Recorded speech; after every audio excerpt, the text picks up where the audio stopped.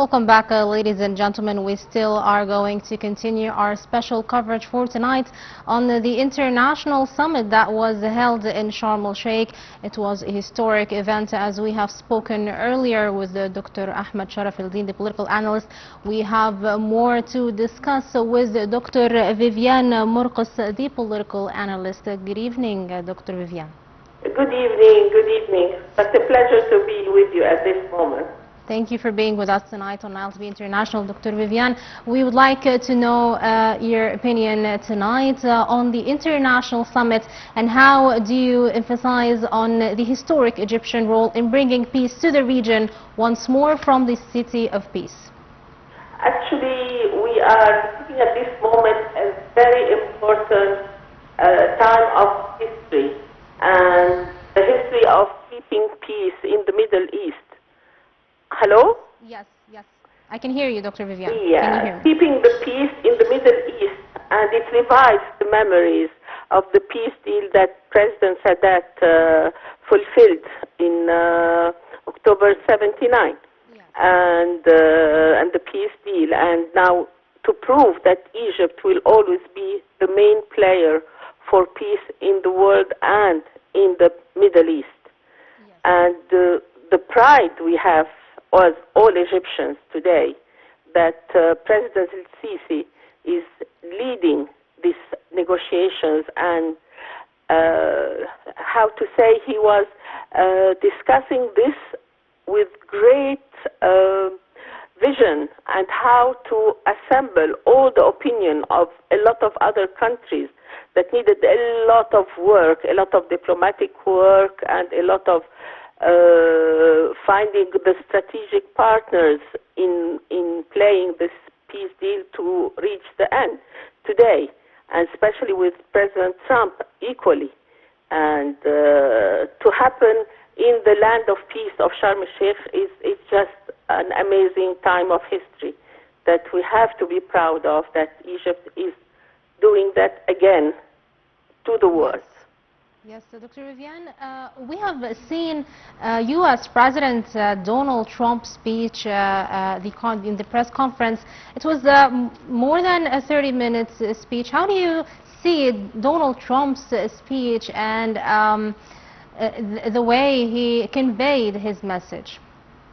I think that President Trump wanted so much this peace deal to take place and to see the real day today. He's been working a lot on it as well, at so many levels between Israel and Palestine, and of course as a main player and main negotiator, President Sisi, with Emir Tamim from Qatar. Yes. And other partners, but mainly those partners who took really a great time and wisdom in the discussions, despite all the difficulties that have been going on to stop these deals. But it kept going on because of the perseverance of President Trump in wanting to achieve peace, as he always says, that he wants to achieve peace in the world by stopping a lot of wars all over the world. Yes. So especially Gaza for him was a great challenge, and the fact that he was coming to Egypt and doing it, I think it was a dream come true for everybody to be happy, and especially President Trump, and he came with a big delegation, of course, yes, to see the signing of this great deal. Dr. Vivian, President Abdel Fattah el-Sisi had made such a historic move on all international aspects by making this summit being held here in Egypt, in the City of Peace, Sharm el-Sheikh, having more than 20 countries here in Egypt, all these delegations, and the U.S. President Donald Trump was actually accompanied by 6 F-16 jet flights escorting the American the flight for Mr. Donald Trump. So how do you see Mr.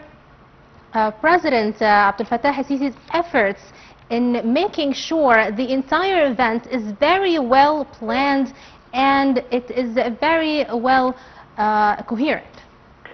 You know, there was a lot of challenges during this visit. Of course. The fact that it would happen, of course, that is happening now. It was a very big challenge that was conquered. And as well, there were a lot of rumor about the safety and security of President Trump in Egypt, like what happened in Qatar and some trial of assassination.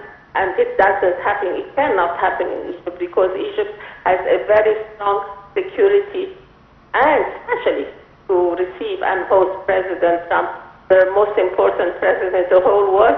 President Sisi is very happy to ensure of his security in our land, Egypt. Yes. That's why this is another big challenge that happened as well, and in front of the whole world, showing that Egypt is safe. Egypt is controlled by very wise men, by a great president, a president who has a vision, who is a wise, who is a humble man, who is a man who doesn't never speak badly about anyone, doesn't conquer any country, a man who wants his country to go ahead, Egypt, yes, and the neighbors as well, is helping the neighbors with all the strategic partners, as I said before, all those who want to, every president who was present here today is willing to help in the reconstruction of Gaza by giving a lot of funds, a lot of help, a lot of monetary funds, and other countries as well. We know that the Emirates, Saudi Arabia will be the principal spender for the reconstruction of Gaza, which will be a lot of money. So this just needed a lot of effort from President Sisi, as well President Trump. Yes, Dr. Vivian, we actually saw in the entire live event in Sharm el-Sheikh that President Donald Trump was very impressed with the entire organization and with President Abdel Fattah el-Sisi, and he emphasized that President el-Sisi is a good man, and I quote Donald Trump on this one. So I would believe that in the future, the strategic partnership between the United States and Egypt is going on very high levels. How do you see the future for these bilateral ties? Of course, you know, there is something very important when a president goes to the United States and visits President Trump. You visit someone in his land. But when this person comes to your home and you host him in your home that he doesn't know anything about, he only hears about Egypt. He hasn't been here in an occasion like that. So coming to Egypt in this condition, in this moment, and seeing all what's happening only in Sharm el-Sheikh. But if he visits Egypt and all other places of Egypt, he will be more impressed. If he comes to the inauguration of the Jam, he will be again more impressed. There is a lot about Egypt led by a great president, President Sisi, who reconstructed Egypt in no time to the most beautiful country in the whole world, with 100 diversity. If President Trump would visit all the areas of Egypt, he will be even more and more impressed. Yes. Now, Dr. Vivian, with the peace being achieved in the Middle East region after 2 years of war between Israel and Hamas, and also the recent war that was short war between Iran and Israel, and the recent attacks on Qatar, we can finally take our breath and there is peace in the region. What could be the challenges in the next period of time, in your opinion? I think the reconstruction of Gaza is a great challenge, but I mean led by President Sisi, who did wonders to Egypt in such a short time. He will be able to reconstruct Gaza in no time, and the whole world will be surprised by the organization of President Sisi for the reconstruction, of course, helped by other countries. Dr. Vivian, there's an estimation that says that the Gaza reconstruction would take up to 10 years, or it could need $50 billion. Is that actually true? Could you actually tell us more about the reconstruction of Gaza? You know, it's a whole country, or a whole, let's say, for Egypt, it's a country, Gaza, for the Gazan, it's a country, but for Egypt, it's like a district. And we have created a lot of districts in no time, in so many areas in the same time in Egypt. I think if the Egyptian team, who are known to be the great builders of the whole world, put their mind in it, and with the help of President Sisi and the vision of the Egyptian team, this can take 5 years, as they said before.